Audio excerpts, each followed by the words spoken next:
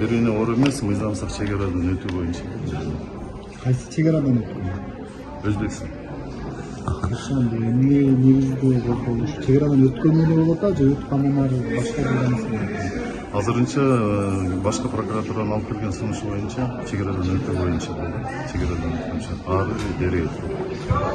Комиссия жалпысынан канча жолу жыйынга чогулду, кече кайсы маселелерде талкууланды, анан депутаттан кабар алдыңыздарбы, кече социалдык тармактарды сиздер деле окусаңыздар керек. Кандай чечим кабыл алынды? Бизде жанагы депутаттыктар бир нече жолу өткөздүк, отурумдарды, бардык отурумдар ачык өттү.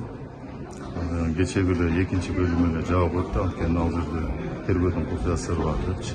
Ошон үчүн комиссия өзүбүз отурдук, отурум өткөздүк. А так бүт эле жактар катышып эмне болду? Эч кандай жанагы деле болгон жок. Алишер мырза, күчөө комиссия ушул депутаттык жоопко тартууга уруксат берген чечим чыгарганы айтылды. Бул чечим эмнеге таянып чыгардыңыздар? Башка прокуратуранын сунушу кылмыш жана козголгон иш боюнча. Ошол жерде көрүп таанышып берип. Эмне менен далилдешти башка прокуратуранын чек араны өткөнүн? Аны эми ал жерде айтып атпайбы? Кичине жана тергөөнүн купуя сыры бар деп биз ал боюнча телкат бердик да. Аны айта албайбыз. Азыр бул жерден ушул как раз биздин коллегалар да берсе керек. Азыр башка прокурор келгенде.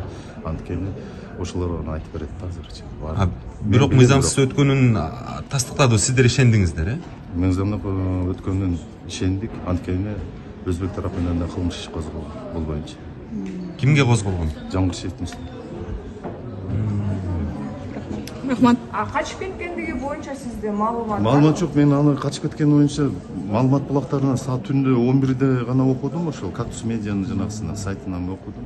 Башка маалыматым жок. Негизи мыйзамсыз чек арадан өтүү боюнча кылмыш жоопкерчиликке тартыла турган ошондой толук оор беренеби? Жок, бул оор беренеге кирбейт. Менее тяжкий деп коет.